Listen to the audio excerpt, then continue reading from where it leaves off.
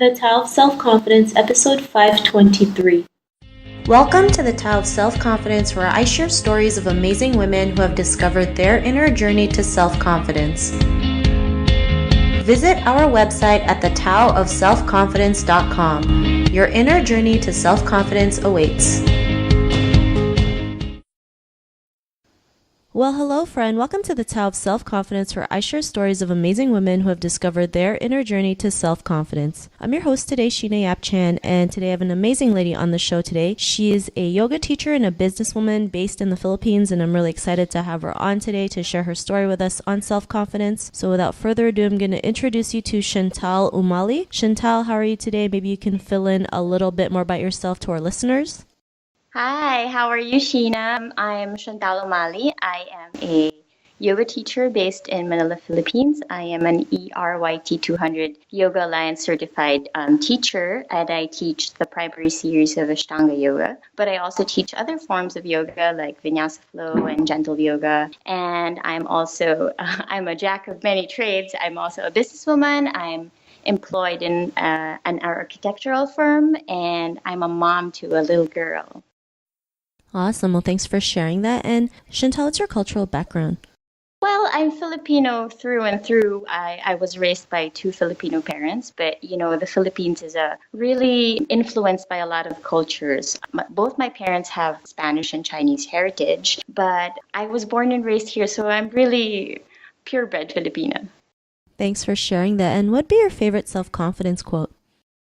Well, a friend of mine a few years back had given me this little canvas with a painting on it, and on it was a quote that said, "She believed she could, so she did." And I think that's one of my favorite quotes. Thanks for sharing that great quote. And in your own words, how do you define self-confidence? Self-confidence for me is to be fully aware of yourself, what you're made of and who you are, and owning up to your weaknesses, but most especially your strengths. And when I say owning up to that, it means fully embracing it, developing it, and channeling it into more active and creative channels. Thanks for sharing that great definition. I love how you mentioned, owning up your weaknesses and strengths. Sometimes we feel like our weaknesses hurt us, but sometimes it can actually help us. And, it's a part of who we are. So I really love that you mentioned that. And Chantal, what was your life like before your discovery of self-confidence? Well, as a child, you could say that I was pretty outgoing, and I'm lively and talkative and active, but realizing it only now, being outgoing and loud and talkative doesn't really translate to being self-confident. I always I tried to be funny as a child, and I think because I was an overweight kid, it was the natural inclination to cover up for my own self-esteem issues. Growing up and turning into an adult, I realized now that I didn't really apply myself to all the other things that I could have been good at. I was pretty mediocre. Later on in my life, I had suffered from depression and anxiety because I wasn't happy from within myself. Although on the outside, it looked like I had all that I needed and I had all the roles down pat, it didn't translate to real, honest happiness from within. Thanks for sharing that. And I think, that's something we can all relate to, just not feeling worthy. And, most people think self-confidence is like you is this one sort of person, the loud and boisterous person. But, you can be an introvert and still be confident, right? It's just learning to be who you are, right? Yeah, and being the best kind of person that you can be, being the best version of yourself. Yeah, totally. And, what was that moment in your life when you realized, you can just be who you are. You can be you can be the person that you are today. What was that aha moment? Well, my aha moment came maybe 6 or 7 years back. At that time, I had just had my baby and I was staying home. I was suffering from depression and I was going through a lot of problems in my life. And physically, I was in bad shape. I was overweight, I was sick, I was immobile, and I didn't I didn't know how to deal with any of my emotions or just life in general. At one time, I was suffering from daily muscle cramps, so I decided maybe I should practice yoga. But I didn't even go to a yoga studio. I just practiced at home because I was so afraid people would look at this overweight person trying out yoga, and I didn't want to be made fun of.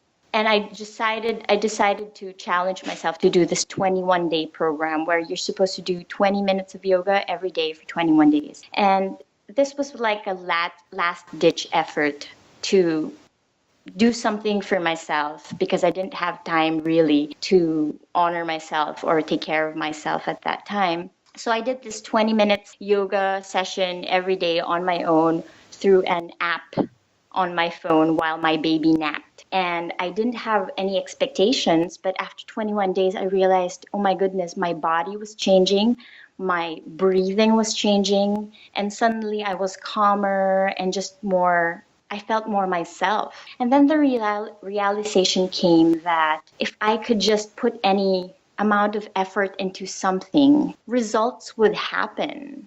And I wasn't expecting that from me because nothing I really worked on in my life produced the results that I expected. And it was there that I realized, oh, the problem wasn't really me, it was my expectation of myself. And now I felt like so empowered that if I just applied myself into something, put effort into something, and released myself from any expectation of the results just to do my best, then things started happening for me. And that was my aha moment. Thanks for sharing that story. And, they always say it takes 21 days to develop a habit. And it's great that you were able to, push through it because most people, they start and then they quit the next day. And to just push through 21 days is a success, right? It's an achievement. And it's just amazing how much we can change, inside and out in 21 days, like what happened to you. And, because of that realization, what's your life been like now? Well, now I feel like I'm more in control of myself. Finding my own self-confidence, finding that if the hardest thing when you're attempting to do something is to start. When you get the ball rolling and you get your momentum, things just start happening for you in a more peaceful kind of way. You don't have to exert so much effort. And that gave me empowerment to realize that if I concentrate my efforts on something and release any expectation of that, I can make things happen for myself. And this led to better decision making in my life. I realized that if I had a problem, I had the power to fix it. And that just gave me so much power from the inside. Now I can make arrangements in my life that can tailor fit to me and to the life that I want for me and my daughter. When you're a woman struggling to make something of yourself and at the same time to raise another human being who's looking to you to learn how life should be lived, you're just a little bit more conscious of your actions. And so that also pushes me to apply myself more. Now I try more things. I've since started teaching yoga. I started learning more about the philosophy behind yoga.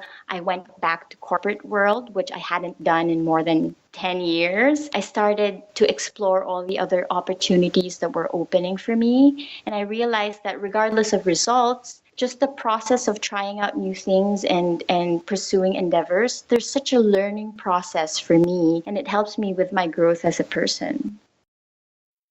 Thanks for sharing that. And Chantal, to the woman who's listening to your episode, she may be in her own journey to self-confidence. What would be that one tip you would give to her? My one tip would be to really get to know yourself better. And when you're starting to peel the layers of yourself, you have to really it has to be a daily conscious effort to get to know who you are. When I lead yoga classes, I always tell my students to be aware of the voice inside their heads when they're doing the poses and check out how you talk to yourself. How do you speak to yourself when you are in concentration of or in the process of doing something? When something is difficult, do you talk down on yourself or are you encouraging of yourself? And when something is easy to do, like you're doing a yoga posture or you're going through a difficult time in your life, do you become cocky from the inside or do you feel grateful or more motivated to learn? That's a really key in really being honest and deliberate in getting to know who you are. When you're certain about who you are, then you're more confident in putting forward your strengths and being able to create, do, and make from it. And at the same time, improving your weaknesses as a person and being humble enough to say, this isn't something I'm good at. I should find a better way to go about it or work through it. Thanks for sharing those tips. And if our listeners wanted to get to know a little bit more about you and what you do, is there any links or social media profiles we can connect with? Well, I am on Instagram. You can reach me at Chantal Umali on Instagram. You can also reach me through email. My email is on my Instagram. My Instagram is mostly a documentation of my yoga journey from the very beginning, since before I started yoga to my daily practice up to today. But it's also a lot of my musings and thoughts regarding daily life as a woman, as a mother, as a business person, as a teacher. I guess they can reach me from there. Thanks for sharing that. And to our listeners, if you want to connect with Chantal, you can also head on over to the taoofselfconfidence.com and search for Chantal's name. Her show notes will pop up along with everything else that we talked about. And I'm just really grateful today for Chantal to come on the show and share her story and tips with us on self-confidence. So thank you so much, Chantal. Thank you so much for allowing me this opportunity to. Your platform is a great way for people to explore themselves and self-confidence. Thanks so much, Sheena. Not a problem. It was really great having you on the show. And to our listeners, be on the lookout for another new episode of another amazing woman's journey to self-confidence. And we'll talk to you soon. Bye for now. Thank you for tuning in to another amazing episode of The Tao of Self-Confidence. Get your free audiobook by visiting our website at thetaoofselfconfidence.com. Your inner journey to self-confidence awaits.